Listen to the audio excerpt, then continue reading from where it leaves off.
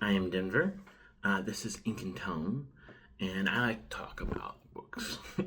This kind of started as a bookstagram about a year and a half ago, maybe, and just kind of grown since then. And after talking to some folks in the Discord channel I'm in, shout out to the Book Street Boys, I decided to finally jump into BookTube. I've been reading feverishly since the day I saw the Aragon movie back in the day, Lord, and realized I wanted to know what the heck happened next. And I decided that it would be a good idea to skip book one and just pick up Eldest, thinking that I didn't need to read book one. And we don't talk about that though. We just kind of skip past that ever happening. I'm an indie author. I've published 2 novellas. I've got them right here. The Sun Wolves, and then The Rusted Axe Still Cuts, which is book 2 of The Sun Wolves. I also have the 3rd installment coming out in May, and my first full-length novel, To Ride the Wind, coming out on March 10th, and it is not related to this series. So today I thought it would be a fun idea for you to get to know me via books. The books that, in my opinion, were a major part of formulating current me, or the books that made me. So, starting from childhood, I'm going to break this up into childhood, teenage years, adulthood, and then parenthood, because I am married with 2 children.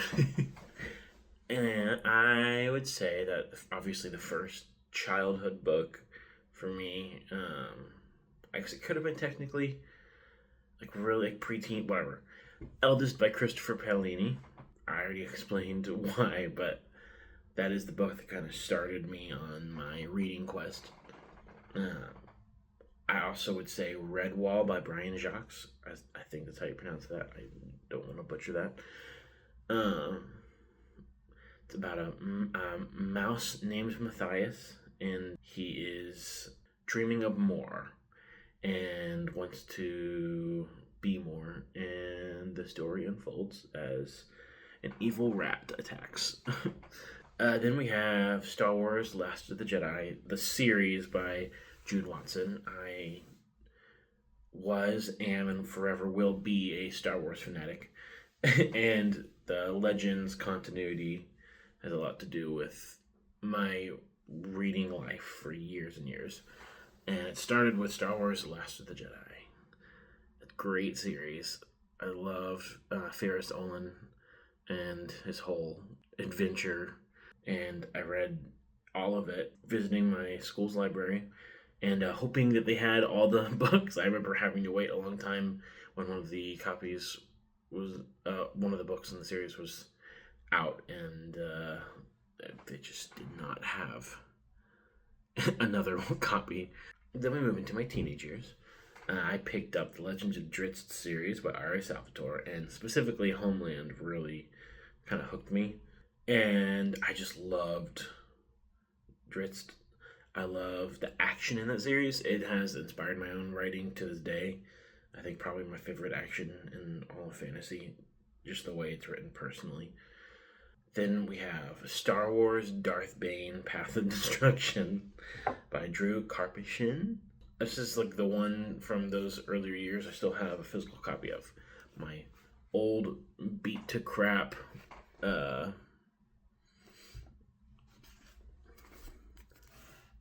you see it. I've read this book so many times, and I've managed to save it from the great disappearance of 2017, or is it 2018, whatever. I lost a bunch of my collection that I used to have, and this made it through. Then we have Naruto Shippuden from Masashi Kishimoto, and I feel like Naruto is probably self-explanatory to a lot of people. I watched the anime and loved it, and then I caught up. This was back before Shippuden the anime had really started, and I wanted to know what the heck happened next. So I got into reading manga, and Naruto Shippuden started that. And that is a huge part of my teenage years. I'm not including some of the other ones I've read in this list because I'm trying to not hulk out my first video here. Yeah, so that was my teenage year 3. And then moving into my adult years, I would say very easily the Stormlight Archive as a series by Brandon Sanderson. I kind of like fell off of reading for a while at one point, and when I picked up The Way of Kings, that thing hooked me in. Oh my god, that was just a whirlwind of an experience. Kaladin is one of my favorite protagonists ever. He just is straight up. Just fantastic series overall. Specifically, I'd probably say Words of Radiance is my favorite. But Oathbringer's really good too. Anyways, just great series. And then this one, I don't know how many of you will have heard of this one, but Defiance of the Fall, the series by J.F. Brink. That was my introduction to lit RPG, which I found maybe a year before I got married. I got married back in 2020, right in the middle of all the COVID stuff, and I had another lull in reading at the time.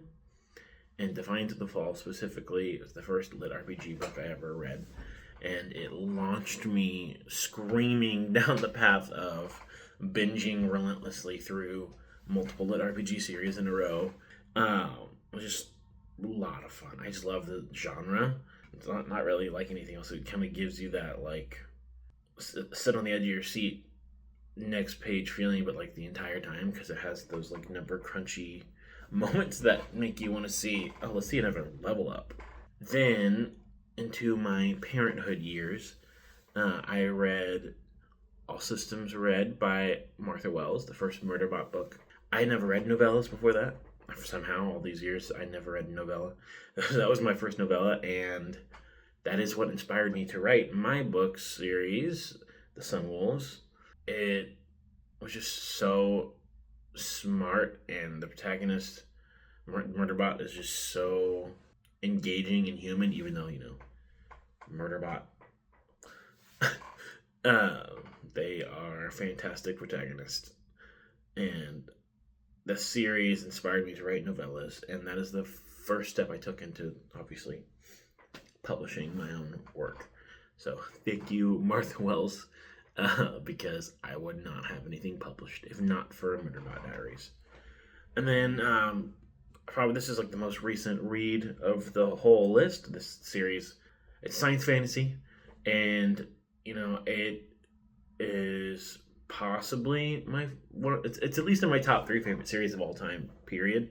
But because of like thematic elements and like some connections to my own faith and pieces like that, the Sun Eater Saga by Christopher Rocchio, Kingdoms of Death specifically, is probably my favorite book of all time.